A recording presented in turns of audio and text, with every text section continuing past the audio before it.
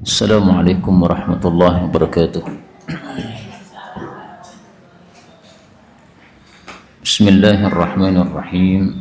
Alhamdulillahi rabbil alamin. Allahumma salli wa sallim wa barik ala Muhammad wa ala ali Muhammad. Allahumma anfa'na bima 'allamtana wa 'allimna ma yanfa'una wa zidna ilma wa barik lana fi ilmina. وارزقنا الإخلاص في القول والعمل كاملا وعلما نافعا لا ينسى وتوفيقا دائما وصحة ويقينا وعافية. اللهم افتح لنا كل خير ويسر لنا كل أمور. اللهم انصر المجاهدين وارحم المستضعفين ودمر أعداء الدين واطمس على أموالهم آمين يا رب العالمين. Alhamdulillah kaum muslimat rahimani wa rahimakumullah. Kita lanjutkan pengajian hadis dari kitab 40 hadis Tarbiyatul Atfal, dan kita sudah sampai pada hadis 29. Leres ya? Halaman 34. Mencari pahala atas kematian anak. An Abi Hassan, dari Abu Hassan, qala, dia mengatakan, qultu, saya berkata, li Abi Hurairah, kepada Abu Hurairah, innahu, sesungguhnya, qad mata, telah mati, li, bagi saya, ibnani, dua anak laki-laki. Fama, maka apakah, anta, engkau itu, muhaddisi, memberi hadis kepada saya, an, dari Rasulillahi sallallahu alaihi wasallam, bihadithin, dengan satu hadis, tutayyibu, yang engkau menyenangkan, menenteramkan, bihi, dengan hadis tadi, anfusana, jiwa-jiwa kami, an mautana, terhadap orang-orang mati kami. Qala, maka beliau mengatakan, na'am, ya. Kemudian dia menyebutkan hadisnya. Hadisnya adalah sigharuhum, anak-anak kecil dari mereka. Mereka ini maksudnya orang-orang beriman. Anak-anak kecil dari kalangan orang-orang beriman. Da'amisu, adalah da'amisu. Da'amis itu arti asalnya uget-uget. Maksudnya adalah anak-anak yang lincah-lincah, al-jannah, di dalam jannah. Yatalaqqa, menjumpai, ahaduhum, salah satu mereka, abahu, bapaknya, au qala, atau mengatakan, abawaihi, kedua orang tuanya, bapak ibu. Fayakhudhu, lalu dia mengambil, bisaubihi, bajunya bapaknya, au qala, atau mengatakan, biyadihi, tangannya bapaknya. Kama, sebagaimana, akhudhu, mengambil atau memegang, ana, saya, bisonifati, dengan ujung, thawbika hadha, bajumu ini. Fala yatanaha, lalu dia tidak berhenti, au qala, atau mengatakan, fala yantahi, lalu dia tidak berhenti, sama artinya ya, hatta, sehingga, yudkhilahu Allahu, Allah memasukkan dia, wa abahu, dan bapaknya, al jannata, ke dalam jannah. Kaum muslimat rahimani wa rahimakumullah, hadis ini menunjukkan bahwa anak kecil yang mati dijamin masuk surga. Terus yang dijamin masuk surga tidak hanya anak tadi, tapi juga kedua orang tuanya. Tetapi hadis-hadis seperti ini dijelaskan oleh para ulama bahwa ini apabila memenuhi syarat. Kira-kira syaratnya apa, Bu? Syarat supaya orang tuanya masuk surga, sabar. Hadis ini memang tidak ada kata-kata sabar, itu enggak ada. Tetapi dijelaskan oleh para ulama maksudnya kalau sabar. Nah, penjelasan itu dapatnya dari mana? Dari hadis-hadis yang lain. Karena itu kalau kita kematian anak, mari kita bersabar. Dengan sabar maka masuk surga. Kemudian kita ambil beberapa faedah. Faedah yang pertama, hadis ini menunjukkan beruntungnya kita kalau berteman dengan para ulama. Ini Abu Hasan kematian anak, tapi dia temannya Abu Hurairah. Abu Hurairah ini ulama. Sehingga dia bertanya kepada temannya ini, wahai Abu Hurairah, anakku mati 2, ada enggak ilmu yang bisa engkau sampaikan dari Nabi yang kalau saya mendengar itu saya jadi anteng, tenang, lerem. Kemudian beliau menyampaikan hadis ini. Maka kalau kita ingin hidup dengan nyaman seperti ini, bertemanlah dengan orang-orang yang berilmu. Faedah yang kedua, dalam hadis ini Abu Hurairah ditanya tentang hadis Nabi. Ada enggak hadis Nabi yang bisa menenteramkan hati saya? Kenapa Abu Hurairah ditanya tentang hadis? Karena dia ahli hadis. Dia meriwayatkan 5.000 hadis Nabi. Dan tidak ada sahabat Nabi yang hadisnya lebih banyak daripada Abu Hurairah, sampai 5.000. Yang lain-lain itu hanya 1.000, 2.000, 3.000. Aisyah saja kalah sama Abu Hurairah. Nah, maka pertanyaannya, kok bisa Abu Hurairah mengalahkan Aisyah istri Nabi dalam meriwayatkan hadis? Padahal Abu Hurairah masuk Islamnya telat. Tahun 7 Hijriah itu Abu Hurairah baru masuk Islam. Rasulullah wafat tahun 11. Berarti Abu Hurairah bersama Nabi berapa tahun? 4 atau 3 tahun. Dari tahun 7, kemudian 7, 8, 9, 10. 4 tahun. Tapi hadisnya banyak, 5.000 hadis.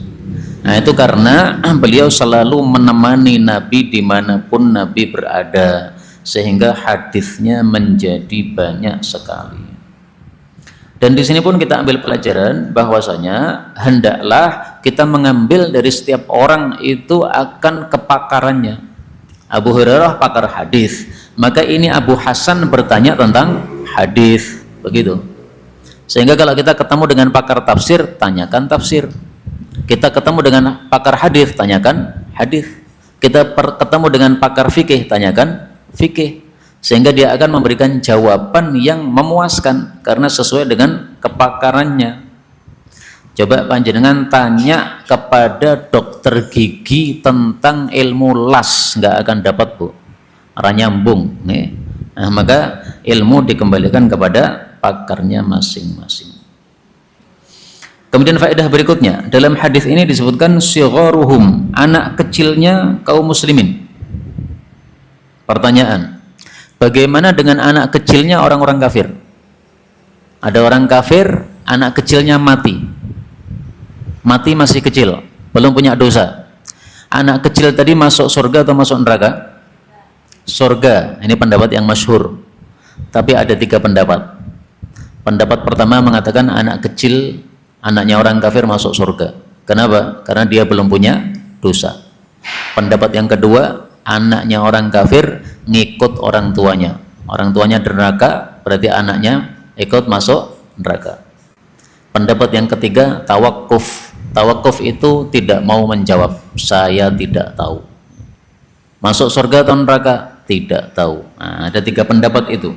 Saya mengikuti pendapat yang mengatakan bahwa anak kecilnya orang kafir juga masuk surga, dan itu pendapat yang paling masyhur. Kemudian faedah berikutnya, dalam hadis ini disebutkan da'amis. Da'amis tadi saya artikan, arti asalnya adalah uget-uget. Tahu uget-uget nggih? Anaknya apa? Nyamuk nggih. Itu kan sangat lincah sekali geraknya. Maka maksudnya Nabi adalah ini anak-anak kecil yang masuk dalam surga ini boleh masuk ke sana kemari, masuk ke rumah orang tuanya, kemudian pindah lagi ke sana kemari, sehingga dia itu sangat senang dan gembira di dalam jannah karena dia merupakan anak-anaknya kaum muslimin, sehingga jatahnya di dalam jannah sama dengan orang tua mereka.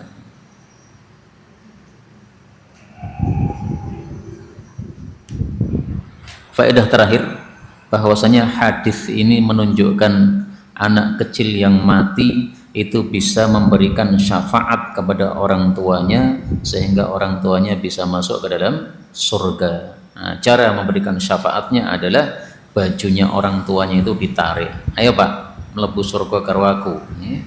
Ayo Bu, masuk surga sama saya. Maka ini termasuk contoh-contoh orang-orang yang memberikan syafaat dan yang mendapatkan syafaat. Sebelum kita lanjutkan, ada pembahasan?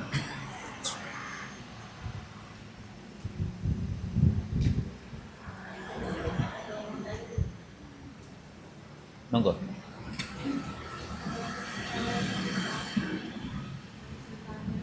Iya.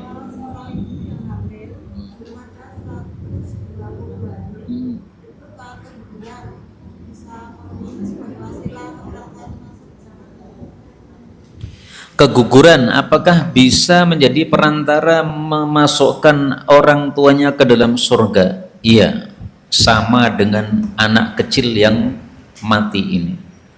Bahkan disebutkan dalam hadis khusus mengatakan as-siqta, sesungguhnya bayi yang gugur itu menarik orang tuanya ke dalam surga dengan tali pusarnya. Ada tali pusarnya itu, anak bayi. Nah, itu dia tarik orang tuanya, ayo Bu, melu ning surga. Nah, itu bagaimana hakikatnya jangan tanyakan saya, karena kita semuanya belum pernah mengalami alam akhirat, tapi seperti itulah sabda Rasulullah sallallahu alaihi wasallam. Baik, kita lanjutkan berikutnya, hadis yang ke-30, mencium anak. An Abi Hurairah radhiyallahu anhu qala, qabbala, telah mencium Rasulullah sallallahu alaihi wasallam kepada Al Hasan ibn Ali radhiyallahu anhu. Hasan bin Ali siapanya Nabi? Cucunya Nabi sallallahu alaihi wasallam. Wa indahu, dan di hadapan Nabi ada Al Aqra ibnu Habis At-Tamimi. Ini seorang Arab Badui yang sudah masuk Islam. Jalisan, dia duduk. Faqala, lalu berkatalah Al Aqra, Pak Aqra ini, innali, sesungguhnya saya memiliki asyaratan minal waladi, 10 orang anak. Ma qabbaltu, saya tidak pernah mencium, minhum, dari 10 anak ini, ahadan, seorang pun. Saya maunya mencium ibu mereka. Fanadhara ilaihi, lalu melihat kepadanya Rasulullah sallallahu alaihi wasallam. Thumma qala, kemudian beliau bersabda, man la yarham, barang siapa yang tidak mengasihi atau menyayangi, la yurham, maka dia pun tidak akan disayangi. Hadis ini menunjukkan disunnahkannya mencium anak. Pahalanya berapa mencium anak? Berapa Bu? Pahalanya berapa? 10 di dalam hadis yang dhaif. Dalam hadis yang dhaif disebutkan al-qublatu bi asyarah, mencium pahalanya 10. Wallahu a'lam bis-shawab, hadisnya dhaif ya.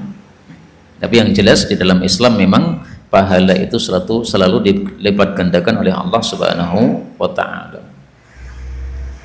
Kita ambil beberapa faedah. Faedah yang pertama, Rasulullah mencium cucunya Hasan bin Ali. Kalau ini kita lakukan dengan niatan meniru Nabi, maka pasti mendapatkan pahala. Karena itu, mari kita niatkan di dalam kita mencium anak, mencium cucu adalah melakukan seperti yang dilakukan oleh Rasulullah sallallahu alaihi wasallam.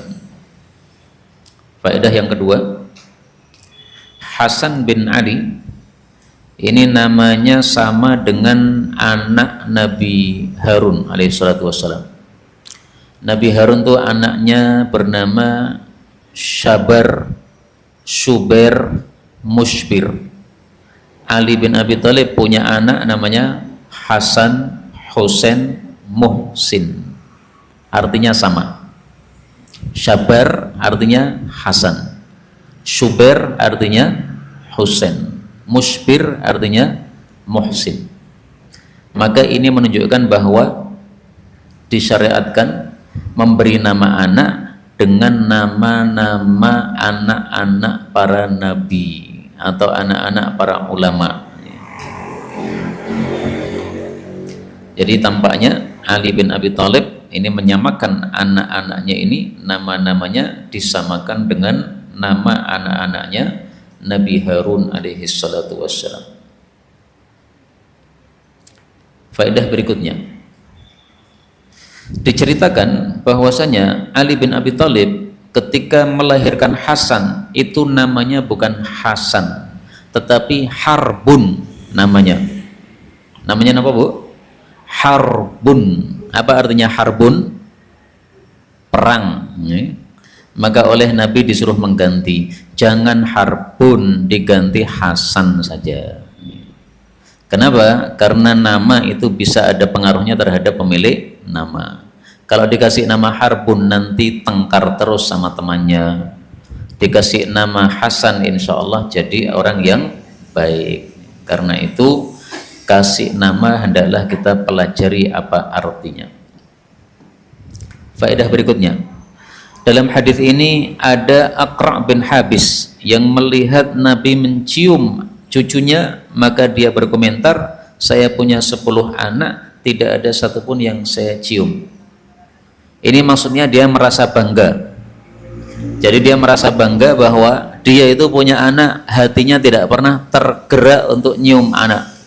Ini jantan yang mantap seperti saya, seolah-olah ngomong begitu. Jadi seolah-olah dia menganggap dirinya lebih bagus dalam bab ini daripada Rasulullah sallallahu alaihi wasallam. Maka oleh Nabi langsung dinasihati, oh kamu salah, kamu merasa kamu jantan dengan tidak mencium anak, itu enggak benar. Kamu tidak mencium anak itu berarti la yarham, tidak ada kasih sayang dalam hati. Berarti ini menunjukkan bahwa seorang bapak mencium anak, seorang mbah mencium cucu, itu tanda dalam hatinya ada kasih sayang. Ngoten. Maka kalau panjenengan masih senang mencium anak kecil, cucu panjenengan, maka ucapkanlah alhamdulillah, berarti dalam hati panjenengan masih ada kasih sayang. Kalau masih ada kasih sayang, insya Allah disayang oleh Allah Subhanahu wa ta'ala. Anak saya yang masih saya cium itu nomor 6 sama 5, Bu. Karena yang nomor 4 tuh kalau dicium sudah merasa risih. Wes gede dicium, nggak mau. Nah, maka yang 5 dan 6 ini masih enak dicium. Masih kecil-kecil, belum sekolah. Nah, selama mereka masih bisa dicium, silahkan dicium. Itu sunnah Rasulullah sallallahu alaihi wasallam. Kemudian faedah terakhir, hadis ini menunjukkan bahwa menceritakan kekurangan orang kalau tujuannya bukan untuk menggunjing, itu bukan termasuk ghibah. Ini Aqra' bin Habis ini kan termasuk kekurangan ini. Dia tidak punya kasih sayang kepada 10 anaknya.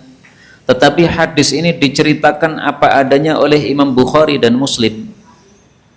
Ini bukan berarti Imam Bukhari dan Muslim ini menggunjing sahabat Nabi yang bernama Aqra' bin Habis, tidak. Maka seseorang menceritakan tentang orang lain kalau tidak ada tujuannya untuk menggunjingkan atau merendahkan atau memojokkan atau pokoknya menganggap hina orang yang diceritakan tadi, itu bukan termasuk menggunjing. Di sini diceritakan untuk diambil pelajaran, ya kan? Maka ini nggak ada masalah. Misalnya contoh dalam keseharian. Misalnya saya punya teman, okay? Dia punya hutang dan dia tidak bisa melunasi utangnya. Itu kan seperti kekurangan, Bu. Itu kalau saya ceritakan kepada orang lain, ini saya punya teman, dia punya utang, tidak bisa melunasi. Kalau tujuan saya bukan untuk merendahkan, menghinakan, mencibir, memojokkan, itu bukan menggunjing. Apalagi kalau tujuan saya adalah untuk memintakan bantuan. Nah, lebih tidak masalah lagi. Ini saya punya teman, punya kekurangan begini. Kalau antum punya kelebihan harta, silahkan diberikan lewat saya kepada orang ini. Nah, seperti ini bukan termasuk menggunjing sama sekali. Berikutnya, hadis yang ke-31, mengucapkan salam kepada anak kecil. An Anasin radhiyallahu anhu qala, Ata telah datang alayya kepada saya Rasulullah sallallahu alaihi wasallam. Wa ana sementara saya ini al-abu bermain-main ma'al ghilmani bersama anak-anak kecil. Qala fasallama, lalu Nabi mengucapkan salam alaina kepada kami. Faba'athani, lalu Nabi mengutus aku ila hajatin kepada satu hajat. Fa'atta'tu, lalu saya berlambat-lambat ala ummi terhadap ibuku. Falamma, maka tatkala ji'tu aku datang, qalat, ibu berkata, ma habasaka, apa yang menahan engkau? Maksudnya kenapa terlambat? Qultu, aku menjawab, ba'athani, telah mengutusku Rasulullah sallallahu alaihi wasallam lihajatin, untuk satu hajat. Qalat, dia mengatakan, ma hajatuhu, apa itu hajat Nabi? Qultu, saya mengatakan, innaha, sesungguhnya hajat tersebut, sirrun, adalah rahasia. Qalat, ibunya mengatakan, la tuhaddithanna, betul-betul janganlah engkau ceritakan, bisirri Rasulillahi sallallahu alaihi wasallam, tentang rahasia Rasul sallallahu alaihi wasallam, ahadan, kepada seorang pun. Qala Anas, berkata Anas, wallahi, demi Allah, lau haddathtu, kalau saya menceritakan, bihi, rahasia tersebut, ahadan, kepada seseorang, la haddathtuka, sungguh saya akan menceritakan kepada kamu, ya Thabit, wahai Thabit. Ini murid dekatnya Anas bin Malik. Hadis ini menunjukkan disunnahkannya mengucapkan salam kepada anak-anak kecil. Mengucapkan salam kepada anak-anak kecil, fadilahnya dua. Fadilah yang pertama, kita mendapatkan pahala dari ucapan salam. Pahala salam berapa, Bu? 10, 20, 30. Kalau assalamualaikum saja pahalanya 10. Ditambah warahmatullah 20. Ditambah wabarakatuh 30. Ini fadilah pertama, salam kepada anak kecil. Fadilah yang kedua, kita mengajari anak-anak tersebut adab Islam. Sehingga kalau anak tersebut kemudian ikut-ikutan salam ketika ketemu orang, maka kita mendapatkan aliran pahala. Ini anak kecil kita salami, akhirnya dia terkesan. Akhirnya dia kalau ketemu orang salam juga. Nah, setiap kali dia salam kita dapat aliran pahala. Kenapa? Yang ngajari dia adalah kita, yaitu dengan sikap kita nyalami dia. Nah, sehingga kadang-kadang manusia itu di akhirat nanti kaget, kok pahalaku banyak, padahal dia nggak merasa berbuat apa-apa. Ternyata gara-gara perbuatan-perbuatan seperti ini. Dia ngajari anak, kemudian pahalanya mengalir kepada dia, maka pahalanya menjadi sangat banyak di hadapan Allah Subhanahu wa ta'ala. Karena itu ibu-ibu insya Allah termasuk orang-orang yang pahalanya sangat-sangat banyak apabila mau mendidik anak-anaknya dengan didikan Islam. Semua yang dia lakukan pahalanya ngalir kepada panjenengan yang sudah mendidiknya. Kita ambil beberapa faedah. Faedah yang pertama, hadis ini menunjukkan bahwa Anas bin Malik itu al-ab, bermain-main bersama anak kecil. Maka bermain-main itu tidak dilarang di dalam Islam. Anak kecil itu memang masanya bermain. Maka oleh Nabi Anas bermain dibiarkan. Memang anak kecil. Dan panjenengan kalau membelikan mainan kepada anak-anak, ada pahalanya tidak? Ada pahalanya. Kenapa? Karena kita memberikan mainan kepada anak itu menyenangkan hati anak. Sementara Rasul bersabda, menyenangkan hati orang muslim itu adalah berpahala. Tapi tolong jangan berlebihan memberikan main kepada anak. Setiap hari dibelikan mainan. Main apa ya sumpek ngoten. Kakean mainan. Memberikan mainan kalau ada event-event aja, seperti hari raya dan sebagainya, atau ketika mereka minta dan sebagainya. Nah, maka jangan pelit, tapi juga jangan terlalu royal di dalam memberikan mainan kepada anak, sesuai dengan kebutuhan saja. Faedah berikutnya, dalam hadis ini Nabi Sallallahu Alaihi Wasallam mengucapkan salam kepada anak-anak kecil. Padahal adabnya, kalau anak kecil bertemu dengan orang yang lebih tua, yang mengucapkan salam adalah yang anak kecil, ya kan? Tapi di sini justru Nabi membalik, beliau yang salam kepada anak-anak kecil. Ini menunjukkan bahwa tidak harus anak kecil atau yang lebih muda mengucapkan salam duluan kepada yang tua. Kewajibannya adalah seperti itu. Tapi seandainya orang tua dulu yang mengucapkan salam karena mereka sedang tidak melihat kita, atau karena sebab yang lain, tidak ada masalah. Jadi sebagai orang tua tidak usah menunggu diucapi salam. Kalau panjenengan bisa nyalami dulu terhadap yang muda, tidak ada masalah sama sekali.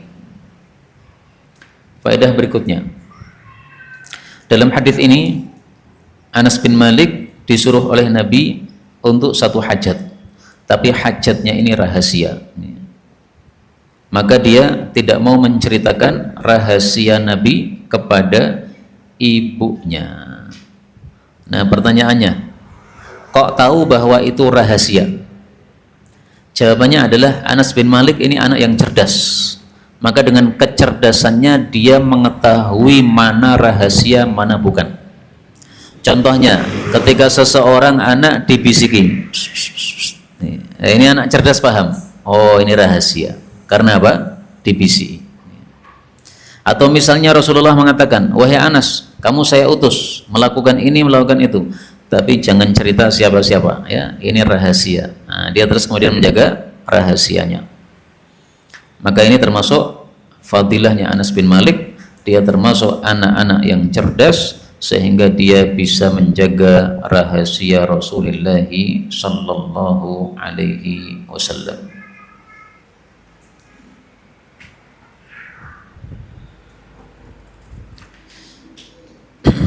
Kita lanjutkan hadis berikutnya, 32. Larangan mendoakan keburukan untuk anak.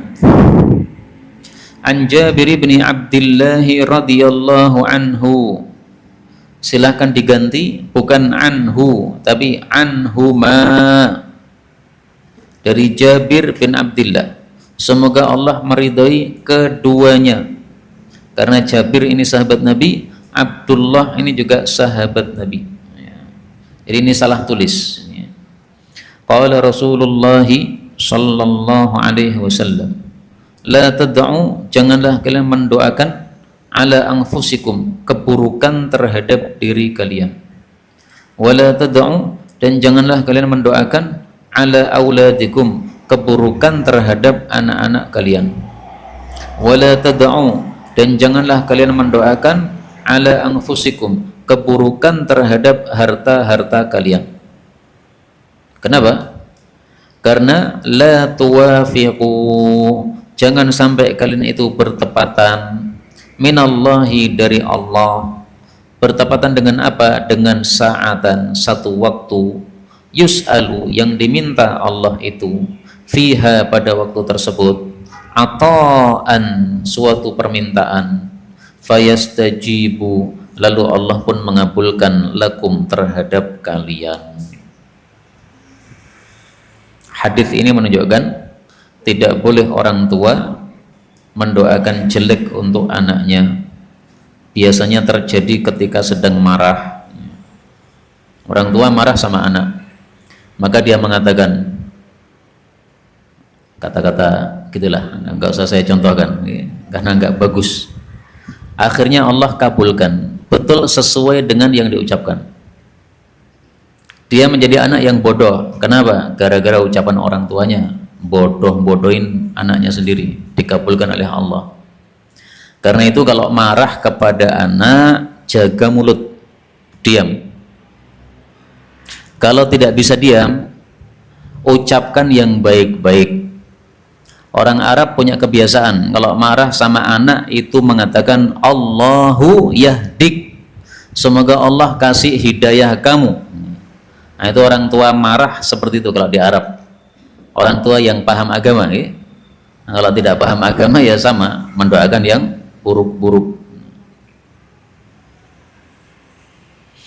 Diceritakan ada seseorang bilang kepada suaminya, wis tuwa rasah neko-neko goncengke cah cilik-cilik nganggo motore cah nom, engko ditabak truk piye engko. Akhirnya betul, Bu. Keluar bawa anak-anak kecil, kemudian ada jalan lubang, kemudian masuk jalan lubang tadi, akhirnya kena truk. Anak-anaknya mati. Innalillahi wa inna ilaihi raji'un. Itu gara-gara ucapan. Maka ucapan dijaga betul-betul. Sebaliknya, konon Imam Masjidil Haram Sudais itu nakal ketika kecilnya. Ibunya paham agama, sehingga ketika anaknya sangat nakal, ibunya mengatakan semoga Allah jadikan kamu imam Masjidil Haram, sambil marah ngomong begitu. Akhirnya dikabulkan jadi imam Masjidil Haram. Wallahu alam. Ini cerita sangat populer, tapi saya belum pernah mendengar langsung dari beliau Syekh Sudais, dan beliau termasuk guru-guru kami dari kalangan ulama Saudi. Kita ambil beberapa faedah. Faedah yang pertama, perawi hadis ini bernama Jabir bin Abdullah. Jabir sahabat Nabi, Abdullah sahabat Nabi. Kalau dua-duanya sahabat Nabi, disebutkan nama keduanya, maka doakan kedua-duanya, sehingga tulisan ini dipastikan salah karena hanya mendoakan salah satu dari keduanya. Faedah berikutnya, kata-kata tad'u yang artinya berdoa itu terjemahnya tergantung sambungannya. Kalau setelah tad'u itu disambung dengan ala, maka berarti doa keburukan. Kalau disambung dengan li, maka berarti doa kebaikan. Nah, di sini la tad'u ala anfusikum, jangan mendoakan keburukan atas dirimu. Jadi di dalam terjemah ada kata-kata keburukan, itu diambil dari kata-kata apa, Bu? Ala. Kalau tidak ada kata-kata ala, maka tidak akan muncul terjemah keburukan itu. Dan ini termasuk ilmu bahasa Arab. Sehingga seseorang yang membaca hadis-hadis Nabi, maka insya Allah bahasa Arabnya fasih karena mengikuti bahasanya Nabi. Tapi kalau kita tidak mengikuti bahasanya Nabi, ya tidak dijamin bahasa Arabnya fasih.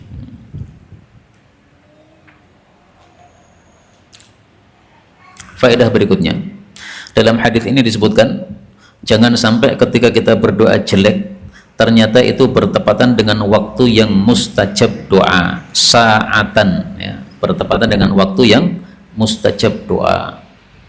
Ini menunjukkan bahwa dalam satu hari semalam itu ada waktu-waktu di mana doa kita mustajab. Kapan itu? Bermacam-macam. Contohnya sepertiga malam terakhir, itu waktu yang mustajab. Contohnya antara adzan dan qomat, itu waktu mustajab. Contohnya ketika turun hujan, itu waktu mustajab. Nah, maka kalau kita marah sama anak, kemudian ngata-ngatai anak, padahal itu kejadiannya antara adzan dengan qomat, mustajab. Hati-hati itu. Nanti anak kita sesuai apa yang kita ucapkan. Kowe nakal tenan, nah itu perlu dihindari kata-kata begitu.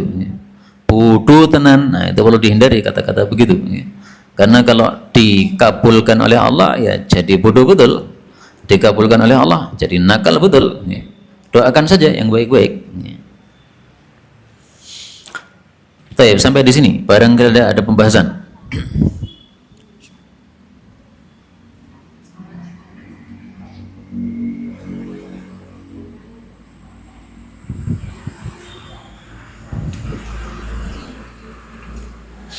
Kalau tidak ada kita lanjutkan. Hadis yang ke-33, mengajarkan adab makan. An Umar bin Abi Salamah yaqulu, dari Umar putranya Abu Salamah berkata, kuntu adalah aku gulaman, anak kecil, fi hajri, pada pangkuan, pada asuhan Rasulullah sallallahu alaihi wasallam. Wa kanat, dan adalah, yadi, tanganku, tatisu, berkeliling, fis sahfati, pada piring, ya. Jadi kadang mengambil yang dekat, kadang mengambil yang jauh. Faqala li Rasulullah sallallahu alaihi wasallam, ya ghulam, wahai anak, sammillah, sebutlah nama Allah, maksudnya bismillah. Wa kul, dan makanlah, biyaminika, dengan tangan kananmu. Wa kul, dan makanlah, mimma, dari apa yang yalika, dekat denganmu. Fama zalat, maka tidak henti-hentinya, tilka, itulah, ti'mati, cara makanku, ba'du, setelah itu, setelah nasihat itu. Hadis ini menunjukkan anak kecil meskipun belum wajib melakukan syariat Islam, hendaklah dididik untuk melakukan syariat Islam. Makan tangan kanan, itu anak kecil belum wajib. Tapi jangan dibiarkan anak kecil makan tangan kiri. Karena kalau sudah terbiasa makan tangan kiri, sampai dewasa akan terus makan dengan tangan kiri. Anak perempuan yang belum balik, belum wajib pakai jilbab, tapi diajari pakai jilbab. Karena kalau tidak diajari pakai jilbab, sampai dewasa susah pakai jilbab. Dan itu terbukti. Di Indonesia ini ada seorang kiai ahli tafsir katanya, tapi anak perempuannya tidak pakai jilbab. Nah, itu bisa jadi karena tidak dididik, akhirnya berlanjut sampai dewasa. Karena itu didikan Islam untuk anak ini disyariatkan. Anak diajak sholat kalau sudah paham sholat, diajari membaca Quran, diajari tidur dengan membaca wirid-wirid, diajari mengucapkan salam ketika masuk rumah. Ini semuanya disyariatkan oleh Rasulullah sallallahu alaihi wasallam. Kita ambil beberapa faedah. Faedah yang pertama, Umar mengatakan, saya adalah anak kecil di dalam asuhan Rasul. Pertanyaan, kenapa Umar diasuh oleh Rasul, Bu? Apa sebabnya? Ada yang tahu tidak? Umar putranya siapa ini? Abu Salamah. Diasuh oleh Nabi. Kenapa? Karena Rasulullah menikahi ibunya, yaitu Ummi Salamah. Nah, maka kalau panjenengan tahu nama-nama istri-istri Nabi, bisa menjawab pertanyaan ini. Rasulullah menikahi Ummi Salamah. Ummi Salamah itu janda punya anak. Anaknya salah satunya bernama Umar. Nah, maka Rasulullah menikahi ibunya, merawat juga anaknya ibu tadi. Maka ini dirawat oleh Nabi karena dia adalah anak, apa istilahnya? Anak tiri, ya? Anak tiri Rasul sallallahu alaihi wasallam. Faedah berikutnya, dalam hadis ini diceritakan bahwasanya Umar ini kalau makan itu tangannya pergi ke sana kemari. Jadi ini makan jamaah sama Rasulullah sallallahu alaihi wasallam. Nah, kadang dia ngambil yang di depan dia, kadang ngambil yang di depan Nabi, kadang ngambil yang di depan ibunya, ya, keliling-keliling. Maka oleh Nabi ditegur, ya ghulam. Dari sini diambil pelajaran bahwa sebelum menegur anak itu digunakan kata-kata panggilan yang menyenangkan. Ya ghulam itu panggilan rahmat, bukan panggilan murka. Ya ghulam, wahai anak. Ini adalah panggilan kasih sayang kepada seorang anak kecil. Dan ini saya yakin Nabi ngomongnya itu tidak sambil melotot. Kalau sambil melotot itu anak jadi ketakutan. Tapi ini ngomongnya dengan lembut. Ya ghulam. Kemudian beliau di sini mengajarkan 3 adab makan dalam satu waktu. Adab yang pertama, samillah, sebutlah nama Allah. Samillah, menyebut nama Allah, caranya adalah mengucapkan bismillah, bukan bismillahirrahmanirrahim. Karena membaca bismillah ketika makan atau minum itulah yang dilakukan oleh Nabi. Adapun bismillahirrahmanirrahim tidak pernah dilakukan oleh Nabi. Saya praktekkan ya. Bismillah, alhamdulillah, bismillah, alhamdulillah, bismillah, alhamdulillah. Prakteknya Nabi kalau minum seperti itu, Bu. 3 teguk berarti bismillahnya 3 kali. Tahmidnya juga 3 kali. Panjenengan biasanya berapa kali? Kalau 3 teguk bismillahnya biasanya berapa kali? 1 kali, kurang. Tapi sudah cukup, tapi kurang sempurna. Kalau pengen sempurna, setiap minum bismillah, alhamdulillah, bismillah, alhamdulillah. Dan itu tidak ada dalam hadis ini, tapi diriwayatkan oleh Ibnu Sunni di dalam kitabnya Amalul Yaumi wal Lailah, bahwa Nabi cara minumnya seperti itu. Kemudian adab yang kedua, kul biyaminika, makanlah dengan tangan kanan.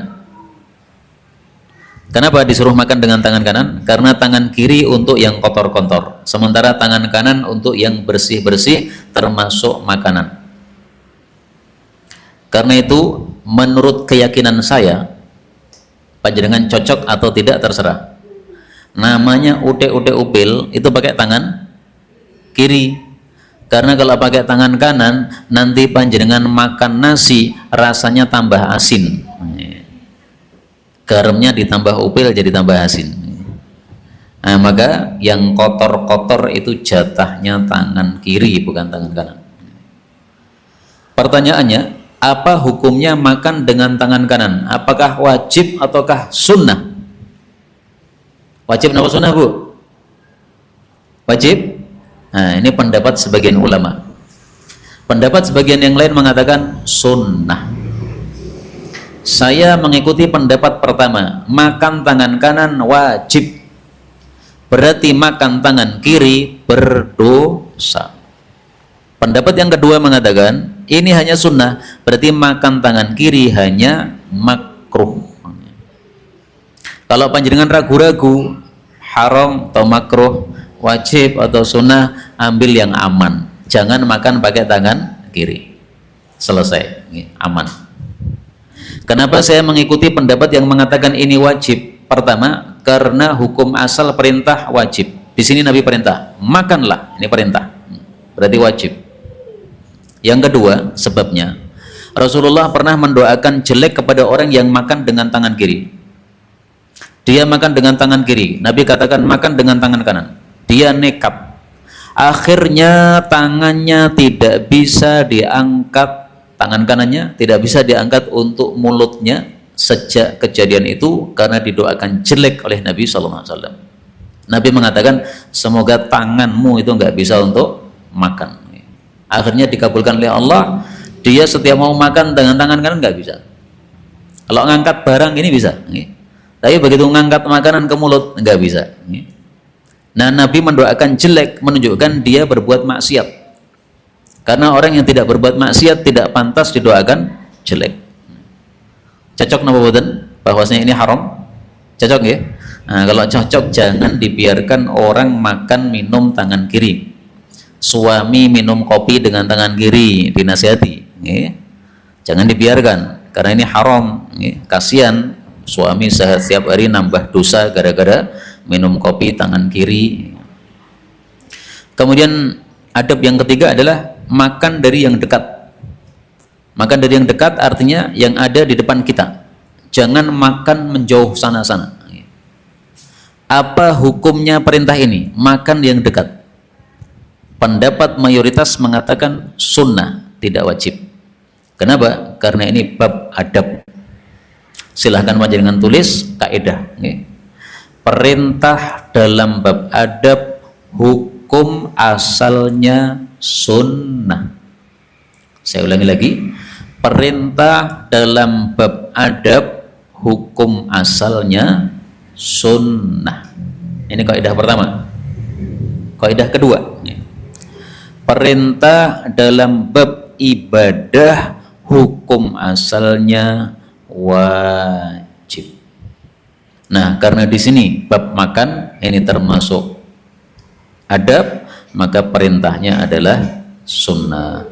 Sehingga kalau kita tidak memakan yang di dekat tapi yang di jauh, tidak sampai dosa tapi kurang beradab, dan itu menunjukkan orangnya agak serakah, sehingga mengambil yang jauh-jauh yang bukan milik atau bukan apa di depan dia.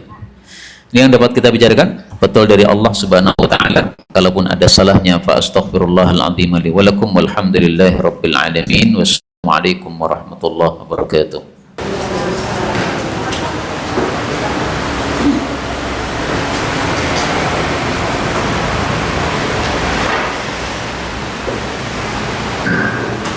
Kita doakan untuk Bapak Suyanto yang saat ini sedang sakit, tapi supaya doa kita ini semakin besar pahalanya, kita niatkan untuk beliau dan untuk kaum muslimin lain, terutama saudara-saudara kita di Palestina. Allahumma sholli ala Muhammad wa ala ali Muhammad. Allahumma shfi mardal muslimin. Nas'alullah al-'azim rabbal 'arsyil 'azim an yashfiyahum. Nas'alullah al-'azim rabbal 'arsyil 'azim an yashfiyahum. Nas'alullah al-'azim rabbal 'arsyil 'azim an yashfiyahum. Nas'alullah al-'azim rabbal 'arsyil 'azim an yashfiyahum. Nas'alullah al-'azim rabbal 'arsyil 'azim an yashfiyahum. Nas'alullah al-'azim rabbal 'arsyil 'azim an yashfiyahum. Nas'alullah al-'azim rabbal 'arsyil 'azim an yashfiyahum. Wa sallallahu wa sallam wa baraka 'ala nabiyyina Muhammad walhamdulillahi rabbil 'alamin.